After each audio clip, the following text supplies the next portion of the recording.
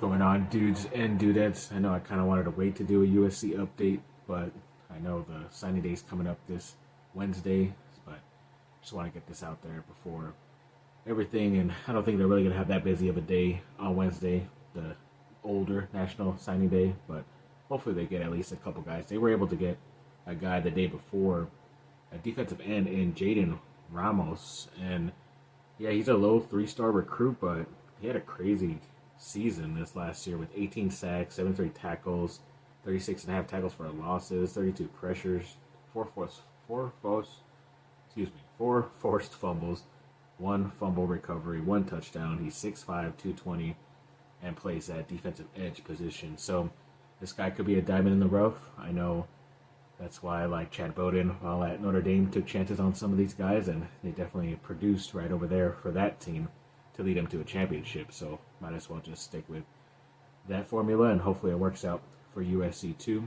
And then USC football did get a nice Wilfong prediction on that meter for a four-star offensive lineman and Vlad Diakonov, and he's a 2026 four-star player who's also teammates with that four-star quarterback Ryder Lyons, who still technically hasn't committed to USC. A lot of people are presuming he's going to be at USC, but USC has been making a lot of crazy moves right now with their 2026 and 2027 football classes. I believe one of those top 8 players overall in the class, Brandon Arrington, he recently put out a top 12, and he's obviously a 5-star athlete in that 26 class. And of course, USC made that list with a bunch of other top schools, especially a lot of schools in the Big Ten. So hopefully they could get the local California kid, but they're going to have some tough battles. So hopefully they can make the next cut for him. And then speaking of a kind of surprising quarterback that was there over this last weekend when a bunch of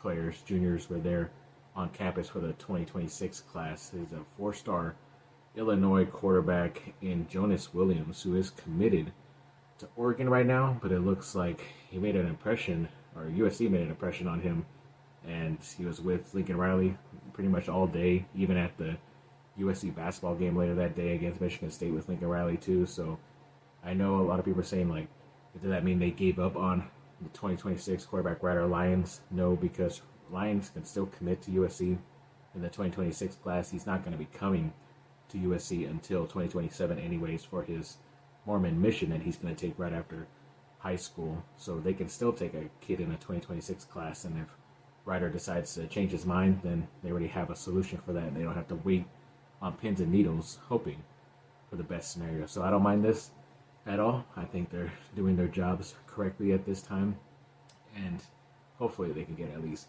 one of these top guys. And then speaking of a top receiver, he's probably top 3, top 5 overall in the 2026 class too. He's a 5-star wide receiver, and Chris Henry Jr., who's from Mater Dei out there in Orange County, and yes, he is an Ohio State commit, but during the big weekend for a lot of the last time that these high school kids could go to these colleges, they had him on campus. So, I mean, that's at least a foot in the door to try to get him. I know Ohio State kind of has the big lead for him, but hoping USC has a chance at one of those top players overall in that 26 class. And then when it came to them hiring for an executive director of player personnel, they took away Wisconsin's general manager, Max Stenecker. And yeah, USC is going after all these people who are GMs or assistant GMs in front office roles and stuff, all around college football, and then bringing them all in together to form this Avengers super group. And they're obviously taken away from another Big Ten school in Wisconsin too, so I'm not mad about that either. But it's just what are they planning? What are they building for? It's this is the who's who of top young personnel in college football right now, who could all pretty much have their own jobs as main GMs, like a Bowden does at USC. But he's bringing them all in under his wing. They're all going to work together for most likely 1 year, and then they're all going to go branch off somewhere else. But yeah, there's definitely setting up for something big, and hopefully it does end up helping them in the transfer portal and the high school recruiting as well. And they also got a commitment from a 5-star long snapper out of Texas. His name is Luke Brown. I think at least he put on his Twitter profile, X profile, that he's a 5-star, but those guys aren't usually ranked with the other top other athletes, but if he's putting it up there, then he must be ranked pretty high. So USC was able to snag him the other day, so that's really good for their class and their roster coming up soon. And one of those top 2026 players, a defensive lineman, 4-star, Dylan Behrman, put out a top 10, and USC made that too. He has like a lot of kind of questionable schools as far as like their production and getting to the college football playoff, but there are some schools that USC has to battle there.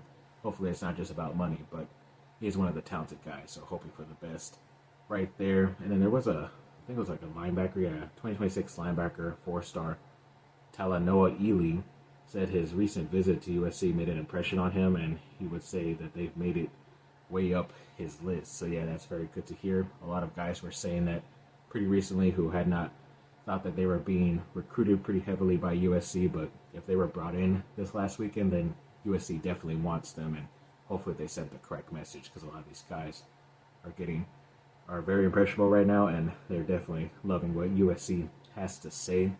There was a top guy out there, I believe his name is Jelani Miller. He put out a top 7 and has USC in there too. It looks like he was an offensive lineman, so they made the list at least for one of those top guys out there battling some weird schools again, but I think they should be able to win out, in my opinion. And House of Victory has made a couple of signings. I think these are a lot of signings because some of the guys that are returning, they don't say they signed, but a lot of the wording on there is returning too, so I'm assuming they re-signed for at least one more year with the NIL collective. So I'll read through those guys real quick. So the newer guy, defensive lineman Keyshawn Silver, has signed. Elijah Page, the offensive lineman, is returning. The wide receiver Jacoby Lane is returning. Defensive tackle Jide Abasiri is returning. Offensive lineman DJ Wingfield has signed. He's a new guy. And then tight end Lake McCree is returning also. So yeah, congrats to all those guys. Definitely try to make some money while you can while in college, and hopefully set yourself up for the future. And a lot of USC guys who committed during the 2025 class made a lot of the top 10 lists for on-threes rankings and stuff for different positions. So I thought that was pretty cool. So when it came to the quarterback, Husan Longstreet was the number 3 quarterback on there. I know Julian Lewis, who they had committed for like almost a year, he even committed on my birthday back in like 2022. He isn't even on the top 10 list, and he was considered like the number 1 guy in the class prior before reclassifying and going a year early to college, but he didn't even make the top 10, so I think USC made the right choice there.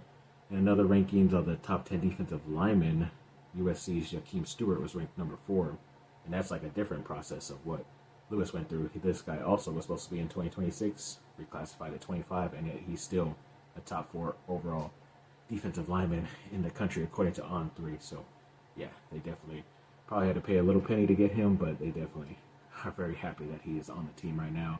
I think they made another top 10 list for the linebackers.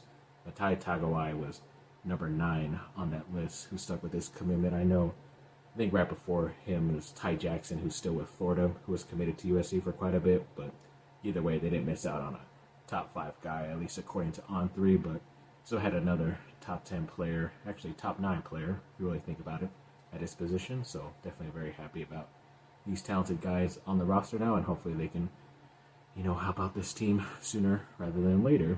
And then I think it was FanDuel Sportsbook did like a projections of like certain win totals for teams next year, and USC was at, once again, 7.5. I think that was around the same amount they had this year, and they barely beat it, I think, with that extra game or something like that. But I think they should be able to do this. I know they had a couple of crazy hiccup games here and there, and were in it, and almost like every game, almost had a lead in every single game too, but just fell short on a couple of mistakes here and there, and would have definitely went way over last season. But this season, I think they kind of start off pretty easily, so they should get at least halfway there pretty soon. It's just you don't have to worry about Notre Dame, Oregon, and Michigan. That's pretty much it. I don't even think they get Penn State or Ohio State. I could be wrong, but Illinois is going to be a tough team also. Iowa, you just never know. Always good on defense, so hoping for the best for the 2026 season. Is it the 20? No, I guess it's the 2025 season of USC. I'm confusing it with the recruiting in the high school, but yes, hoping for some good stuff in 2025. And then Yes, as I mentioned earlier, the basketball team played against the number 7 team in Michigan State and got that upset victory at home, 70-64, which is great to see, especially for all those high school football recruits that were in town to watch that game too and stuck around later that day and saw a big time upset for the USC men's basketball side. Yes, they did go on the road tonight against Northwestern and lost that game by 2, which sucks, but we don't really talk about losses here for my teams. But yeah, they fought hard. Too bad they didn't get that victory, but yeah, hoping for some nice stuff down the stretch for them.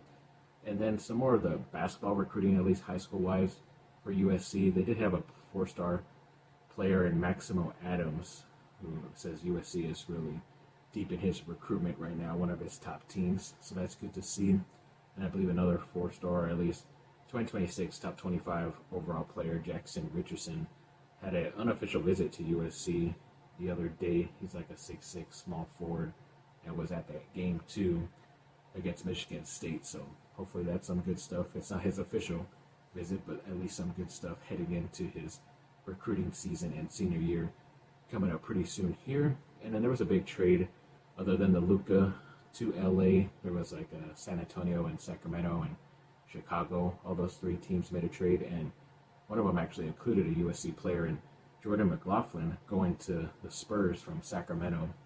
So yeah, it sucks to be part of a deal, but he's going to be in a good spot, I think, because I think San Antonio ended up winning that trade, in my opinion. So yeah, congrats to the ex-USC point guard. And then when it came to the women's basketball team, yes, apparently they're the first team to clinch a spot in the women's Big Ten tournament already, which is pretty awesome for them. So yeah, congrats to them. But yeah, sadly, they were on the road and got their first loss in what was like 15, almost 16 games, something like that, against Iowa, as I mentioned, 69-76. I think at the end of the third, it was only like a 1-point game. But yeah, it's like Caitlin Clark jersey retirement night and all that stuff, so I guess the more momentum for Iowa is tough. But I think they play against, I forget who they play against soon, maybe Wisconsin. I know they have a big game this weekend against a top 10 team in Ohio State, so that's going to be pretty fun to see. I think even Juju Watkins this week was named a top 10 finalist for the Ann Myers Drysdale Shooting Guard of the Year award, so congrats to her. And then Tony Baselli, ex-great offensive lineman for USC, has been named the Executive Vice President of Football Operations for the Jacksonville Jaguars, so congrats to him. He was a bit before my time, but I always hear a lot of people talk about him in the USC alum history for offensive linemen, so yeah, he was a pretty awesome dude from what I hear. And the Anaheim Ducks got a victory the other day, 2-3 over the Canadians. Always forget that symbol. And then the goalie John Gibson recently played his 500th NHL game tonight and in a victory as well against the Dallas Stars, 2-1. So yeah, double victory for the Anaheim Ducks tonight. So that's great to see. And yeah, I can't believe Gibson has been there for that long, but hopefully he will have a successor if he isn't playing as good, because obviously they are losing quite a bit this year. But either way, congrats on that milestone, Gibby. So thanks for watching, people. Like and subscribe. Comment down below. Let me know what y'all think. Have a great rest of your day. And if there is any bigger commitments, I might put it at the end of this video. And if it's just those kind of 2 guys that I mentioned, then I'll just leave it at that. Bye now.